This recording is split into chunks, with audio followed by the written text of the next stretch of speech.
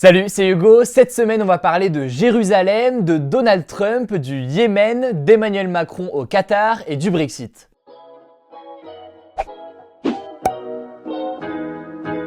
La première actualité concerne donc Jérusalem et la décision très controversée de Donald Trump. Le président américain a décidé de transférer l'ambassade américaine en Israël de Tel Aviv à Jérusalem. Concrètement, cela signifie que Donald Trump reconnaît officiellement Jérusalem comme étant la capitale d'Israël. Pourquoi ça pose problème? Eh bien parce que Jérusalem est une ville très symbolique, à la fois pour les juifs, les musulmans et les catholiques, mais aussi parce que cette ville est au cœur du conflit israélo-palestinien. La partie est de Jérusalem est en effet revendiquée par les autorités palestiniennes alors qu'Israël a toujours refusé de partager la ville. Quasiment tous les pays du monde ont fortement critiqué la décision de Donald Trump, notamment les pays du monde arabe comme la Turquie. Le Hamas, mouvement islamiste palestinien, a même appelé à une nouvelle intifada. Une intifada, c'est un soulèvement populaire contre l'armée israélienne et la première a eu lieu en 1987. Depuis cette annonce par le Hamas, il y a eu beaucoup de manifestations palestiniennes contre l'armée israélienne et à l'heure où nous tournons cette vidéo, un Palestinien a été tué par l'armée israélienne.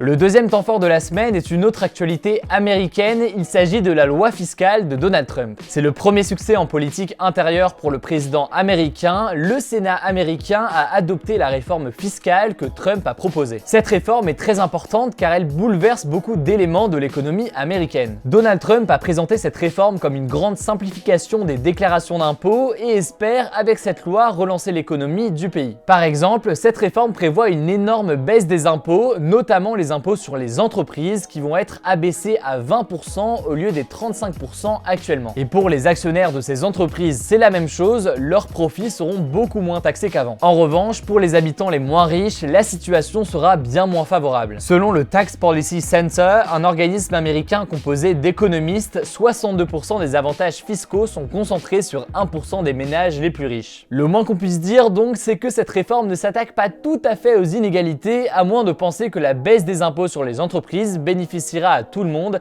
et permettra de créer de nouveaux emplois, etc. Alors attention, la Chambre des représentants n'a pas encore voté en faveur de cette loi, mais cette Chambre a une majorité républicaine et est donc favorable à Trump. Sauf rebondissement énorme, la loi devrait donc passer. La troisième actualité de la semaine concerne le Yémen et la mort de l'ancien président Ali Abdallah Saleh. En quelques mots, quelle est la situation au Yémen? En 2015, des rebelles ont renversé le président du pays de l'époque, Abd Rabbo Mansour Hadi. Ces rebelles sont appelés les Houthis, ils sont chiites et sont soutenus par l'Iran, qui est un pays chiite également. L'Arabie Saoudite a décidé ensuite d'intervenir militairement car elle voulait rétablir au pouvoir le président Hadi, celui qui a été renversé par les Houthis. Il y a donc une guerre depuis 2015 dans le pays qui oppose les rebelles Houthis à l'Arabie Saoudite et donc indirectement l'Iran qui soutient les Houthis à l'Arabie Saoudite. Il faut savoir que Ali Abdallah Saleh, un ancien président du Yémen, s'est allié aux rebelles houthis pour combattre l'Arabie Saoudite. Mais cette semaine, les choses se sont accélérées. Saleh a décidé de rompre son alliance avec les rebelles pour se rapprocher de l'Arabie Saoudite. En conséquence, les rebelles houthis l'ont assassiné lundi. La situation est donc très complexe et les tensions entre l'Arabie Saoudite et l'Iran encore plus importantes. La guerre au Yémen a causé plus de 8750 morts depuis le début de l'intervention de l'Arabie Saoudite en 2015. Selon l'ONU, le pays connaît, je cite, la pire crise humanitaire du monde à cause de cette guerre. Quatrième temps fort de la semaine, la visite d'Emmanuel Macron au Qatar. Emmanuel Macron s'est rendu au Qatar jeudi pour rencontrer l'émir du pays, autrement dit le chef d'État, Tamim Ben Hamad Al Thani. Il a effectué ce voyage juste après sa visite en Algérie. Un des grands sujets abordés pendant cette visite, c'était la lutte contre le terrorisme. Le Qatar est en effet accusé par l'Arabie Saoudite de soutenir des groupes terroristes. Emmanuel Macron a expliqué qu'il sera, je cite, très dur avec qui que ce soit qui finance le terrorisme. Il a annoncé le lancement d'une grande coopération entre le Qatar et la France pour justement lutter contre le terrorisme, son financement et la radicalisation. Mais si Emmanuel Macron s'est rendu au Qatar, c'est aussi et surtout pour signer d'importants contrats commerciaux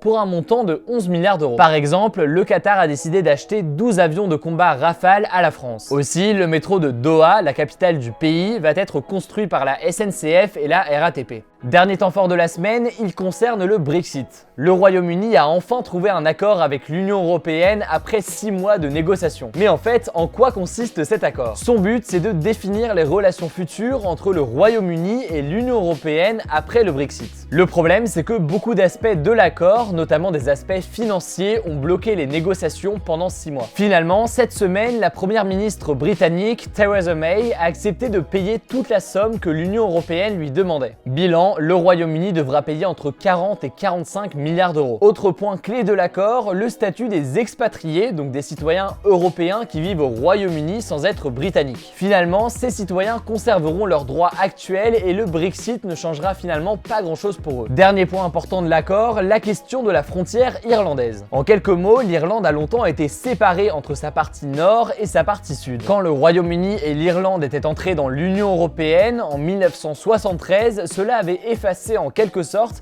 la frontière entre le nord et le sud de l'Irlande. Avec le Brexit, les Irlandais ont peur que la frontière revienne, ce qui diviserait la communauté irlandaise selon eux. Theresa May a promis cette semaine qu'il n'y aura pas, je cite, de frontière dure en Irlande. Bref, c'est la fin d'une première phase de négociation alors qu'une seconde devrait ouvrir très bientôt sur d'autres points entre le Royaume-Uni et l'Union européenne. Le débat du jour, c'est le suivant. Approuvez-vous le transfert de l'ambassade américaine en Israël à Jérusalem? Comme d'habitude, à l'aide de la petite fiche qui s'affiche en haut à droite, vous pouvez voter oui, non ou sans opinion et surtout vous pouvez en débattre dans les commentaires, j'irai lire tout ça. Comme vous le savez, rendez-vous sur Instagram et Messenger pour des débriefs et des débats tous les jours. Pensez à mettre un pouce bleu, ça nous aide énormément, à vous abonner évidemment, à activer les notifications pour être le premier sur l'info, à partager la chaîne à vos proches. On se dit à très vite.